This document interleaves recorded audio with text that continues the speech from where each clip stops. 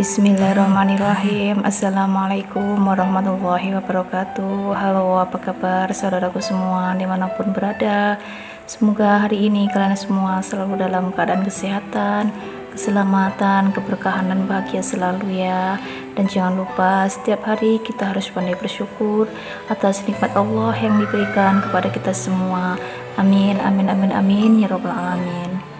Oh iya teman-teman, kali ini saya mau berbagi tips bagaimana cara memakai parutan listrik ini, parutan kelapa listrik ini supaya tidak takut. Oh iya teman-teman, pada awalnya itu saya pakai parutan kelapa listrik ini takut banget ya, karena kan parutannya itu tajam banget. Dan dulu itu aku selalu menggunakan blender kelapa itu, saya iris kecil-kecil terus saya blender, karena udah lama kelamaan itu blender aku selalu rusak. Pokoknya itu sering banget aku guntakan di blender ya. Jadi oleh karena itu aku pada waktu itu membeli parut kelapa listrik ini.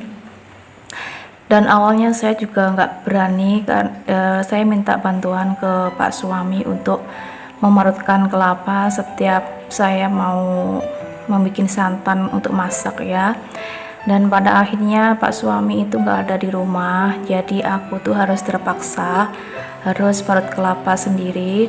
Dan akhirnya aku karena terpaksa dan jadi terbiasa, dan akhirnya aku udah nggak takut lagi pakai parut kelapa listrik ini. Tip yang saya rasakan ini, yang pertama itu kita harus hati-hati ya teman-teman, soalnya kan itu parutan kan tajam banget, awas kalau kena tangan.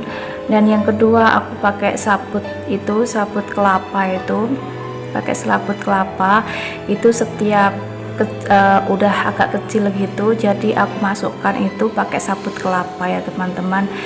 Jadi kita nggak takut lagi pakai sabut kelapa itu.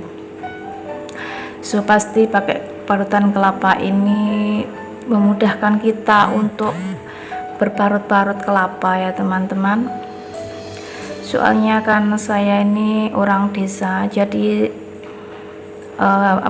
jarang banget kalau aku pakai santan kara atau santan instan yang lainnya gitu.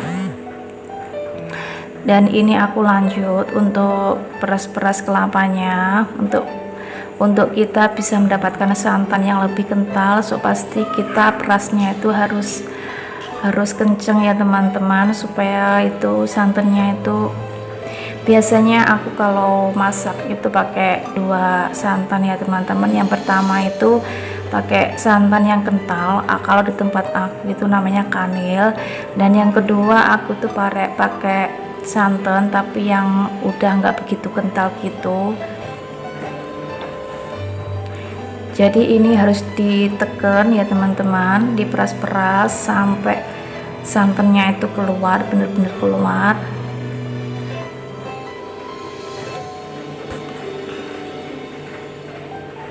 Nah seperti itu teman-teman, ini adalah santan kanel atau santan kental. Dan yang kedua ini saya mau membuat santan yang udah cair cuer gitu ya. Kalau ini tadi aku parut kelapa, satu kelapa itu biasanya aku bisa untuk satu masakan. Kalau masakannya banyak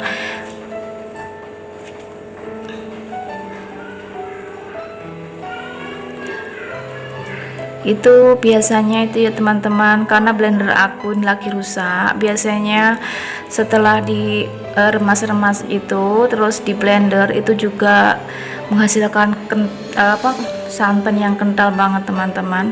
Setelah ini terus nanti ini ampasnya ini di blender, terus lalu diperas-peras lagi, itu juga kita masih mendapatkan santan yang kental banget teman-teman. Pokoknya ada jadi ibu rumah tangga itu harus ekstra pinter-pinter aja ya teman-teman, hehehe. Dan ini aku langsung setelah selesai menggunakan parutan kelapa, aku langsung cuci bersih. soalnya kalau nggak dicuci bersih besok dipakai lagi itu pasti ada bau-bau gimana gitu ya teman-teman. So pasti ini aku menggunakan kosok besi itu ya teman-teman. Jadi dalam-dalamnya itu juga harus dibersihkan, soalnya kan ada kendalan-kendalan di dalamnya itu, kalau lama-lama itu bisa jadi busuk.